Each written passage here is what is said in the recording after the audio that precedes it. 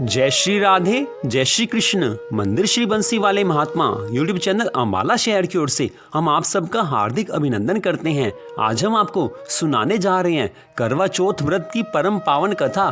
जैसा कि आप सभी जानते हैं, इस वर्ष करवा चौथ का व्रत 4 नवंबर दिन बुधवार को है। तो अब आप सुनिए करवा चौथ व्रत की पौराणिक कथा कि जिसमें पूरा विवरण दिया हुआ है। पूरी कथा को सुनने से ही पूरा लाभ मिलता है। आपसे निवेदन है कि इस कथा को आप श्रद्धा भावना से सुने। व्रत के समय जब भी आप इस कथा को सुने तो पूरी श्रद्धा भावना से सुनना चाहिए। अगर आप कहीं कथा पढ़ भी रहे हो तो पूरी श्रद्धा भावना से कथा को पढ़ना चाहिए, तभी उस कथा का पूरा फल मिलता है।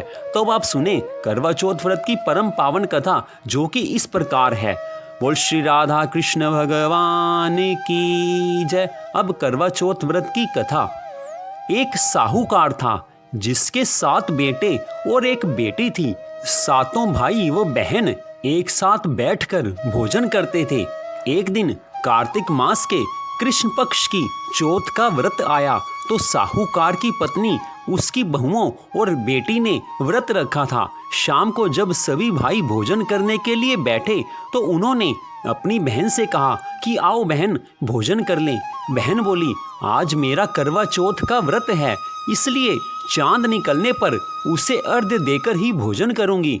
तब भाइयों ने सोचा कि चांद के निकलने तक बहन भूखी रहेगी। अतः एक भाई पेड़ पर चढ़ गया और वहां उसने एक दिया जलाया और दूसरे हाथ से छलनी की ओट करके, जिससे वह दूर से चांद जैसा लगने लगा। फिर शेष भाई अपनी बहन को उस नकली चांद को दिखाकर कहने लगे, बहन चांद निकल आया है, चलकर उसे अर्घ्य दे दो। बहन अपनी भाभियों से बोली, चांद निकल आया है, चलो अर्घ्य दे दें। भाभियां बोली, तुम्हारा चांद निकला होगा, हमारा चांद तो रात को ही निकलेगा। तब बहन ने अकेले ही उस नकली चांद को अर्घ्य दे दिया।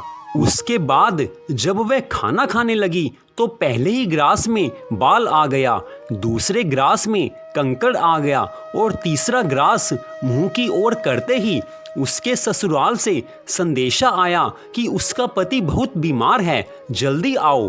अपनी लड़की को विदा करते समय माँ ने कहा, रास्ते में तुम्हें जो भी मिले उसके पांव लगना और जो कोई भी सुहागिन रहने का आशीर्वाद दे उसके पल्ले में गांठ लगाकर उसे कुछ रुपए दे देना।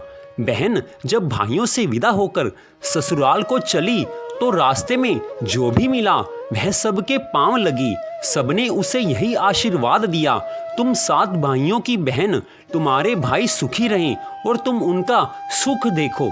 सुहाग का आशीर्वाद किसी ने नहीं दिया। जब वह ससुराल पहुंची तो दरवाजे पर उसकी छोटी ननद खड़ी थी। वह उसके भी पांव लगी तो उसने कहा, सुहागिन रहो, दूधो नहाओ, पूतो फलो। उसने यह सुनकर उसके पल्ले में गांठ बांधी और उसे सोने का सिक्का दिया। फिर भीतर गई तो सास ने कहा, तेरा पति धरती पर पड़ा है। तो वह अपने पति के पास जाकर उसकी सेवा करने के लिए बैठ गई। बाद में सास ने दासी के हाथ बची खुची रोटी भेज दी। इस प्रकार से समय बीतते बीतते अगहन मार्गशीर्ष की चौथ आई तो वह चौथ माता से बोली, हे माता, आप ही मेरा उद्धार करोगी, आपको मेरा सुहाग देना पड़ेगा। तब उस चौथ माता ने कहा कि पोष की चौथ आएगी, वह मेरे से बड़ी है, उससे ही यह सब कहना। इतना कहकर चौथ माता चली गई। फिर अगले महीने पूस अर्थात पोष मास की चौथ आई और वह भी यही कहकर चली गई कि आगे आने वाली चौथ से कहना। इस प्रकार से माघ मास, फाल्गुन मास, चैत्र मास, वैशाख मास, ज्येष्ठ मास, आषाढ़ मास, श्रावण मास और भादो मास की चौथ आई और चली गई। फिर जब असोज आश्विन मास की चौथ आई तो उसने बताया कि कार्तिक मास की चौथ ही तुम्हारा सुहाग वापिस कर सकती है। वह आए तो उससे तुम विनती करना, अपने सुहाग को वापिस मांग लेना। फिर वह भी चली गई। जब कार्तिक मास की चौथ आई तो बोली, भाइयों की प्यारी करवा ले, दिन में चांद उगानी करवा ले, व्रत खंडन करने वाली करवा ले। यह सुनकर वह चौथ माता के पांव पकड़कर गिड़गिड़ाने लगी। हे चौथ माता, मेरा सुहाग तुम्हारे हाथों में है, आप ही मुझे सुहागिन करें। तो चौथ माता बोली, तुम्हारे व्रत भंग कर देने से भगवान श्री गणेश जी अप्रसन्न हो गए हैं और इसी कारण से तुम्हारे पति की यह गति हुई है।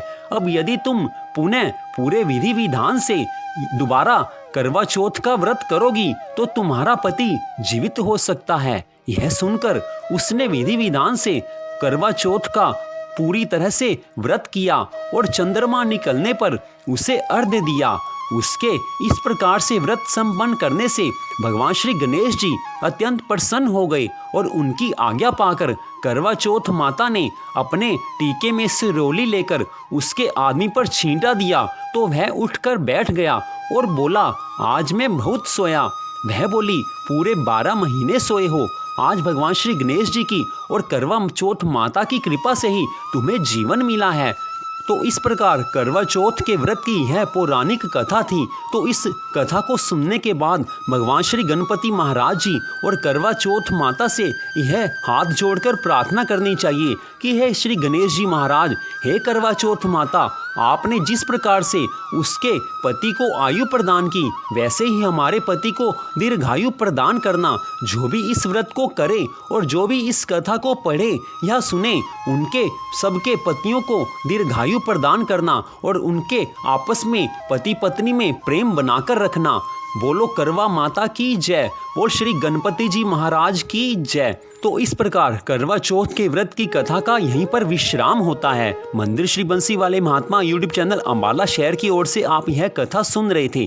तो और अन्य कथाओं के लिए, कार्तिक मास महात्म्य की कथा के लिए कृपया आप हमारे चैनल को सब्सक्राइब करें ताकि आप सभी कथाओं को सुन सकें। तो मंदिर श्री बंसी वाले महात्मा यूट्यूब चैनल अम्बाला शहर की ओर से आप सबको करवा चौथ के व्रत की हार्दिक शुभकामनाएं। भगवान श्री राधा कृष्ण जी की, भगवान श्री गणपति जी महाराज की, करवा माता की कृपा सदा आप सब पर बनी रहे। इसी मंगल कामना के साथ जय श्री राधा रानी जी की, जय श्री कृष्ण भगवान जी की, जय हो श्री गणपति जी महाराज की, जय हो करवा माता की।